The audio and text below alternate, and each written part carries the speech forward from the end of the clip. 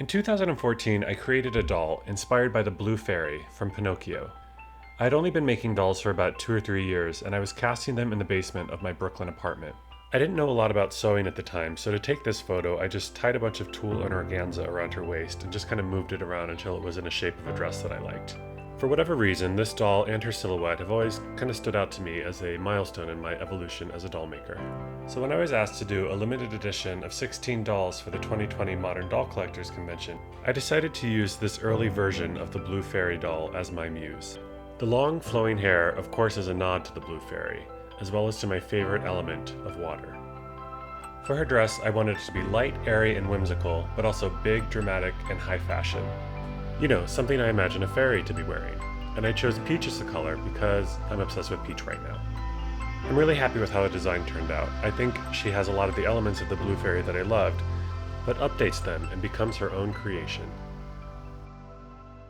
So, for those of you who don't know who I am, my name is Joshua David McKenney, and I am a Los Angeles and New York-based doll artist. My company is called Pidgin Doll, and I've been doing this work since 2012. I'm completely self-taught, and I do everything from the sculpting to the wigs to the photography to the fashion design. My earliest dolls were porcelain, and then I moved to resin, and about 3 years ago I started sculpting digitally.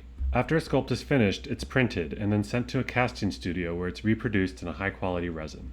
For this edition, I'll be using a newer sculpt of mine called Pigeon Petite. She's a 12-inch ball-jointed doll with 7 points of articulation and was inspired by the simplicity of the vintage fashion doll. Now, my favorite part of being a doll maker is painting the faces. I adore makeup, and changing Pigeon's face through the art of makeup is what gives me life. This first step is called blushing, which essentially is just adding a little flush to the cheeks and the lips. This simple step really helps the sculpt come alive. After that, I go in with a medium tone and start defining her features a little bit. I use darker colors to indicate where I'll be painting on her makeup later. This helps me keep everything even and symmetrical. So my original intention was to do a sort of thick, bold, natural-looking eyebrow, and I got about halfway through blocking them in when I decided that she just didn't have the expression that I wanted, and so I switched to a thin, elegant, old Hollywood-style eyebrow. This new brow shape gave her face the impish, whimsical quality that I was after, and I'm a lot happier with it. Once I've laid down all the features with powder, I have a better sense of how they're balanced on the face. And I can move on to the next step, which is further defining her features with paint. Makeup at this scale requires good lighting, a very steady hand, and a good collection of the world's tiniest brushes. Sometimes after the paint is dry, I go back in with a little more powder and just soften up any hard edges I don't like. But this made the eye makeup look a little bit too dark, so I went back in and painted a pale waterline, which helps brighten and open the eye back up. I define her eyebrows with a very fine single hair brush, and I decided on a coral color for her lips. Everything is going fine, and I think she looks good until I see them all together, and then I decide that the colors are still too heavy. So I wipe off the lipstick on every doll and repaint her lips in a very pale peach. Now she has the soft, dewy expression I'm after, and her lipstick will much better match the dress. Based on my illustration, a pattern is drafted, specifically designed to fit Pigeon Petite.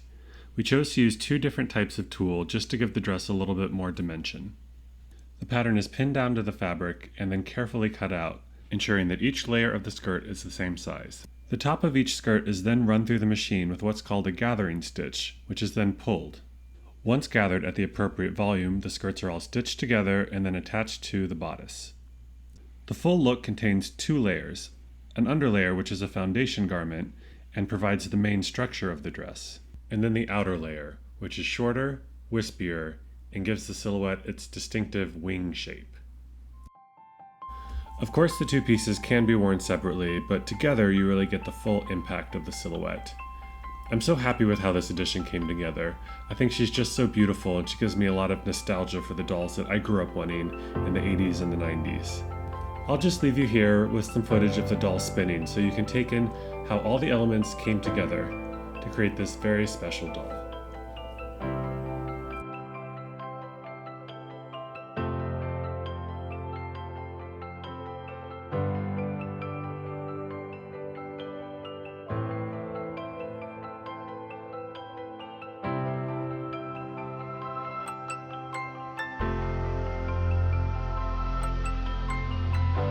Hey, thanks so much for watching this video. If you enjoyed it, please like and subscribe to my channel. I would love to share more of my work with you.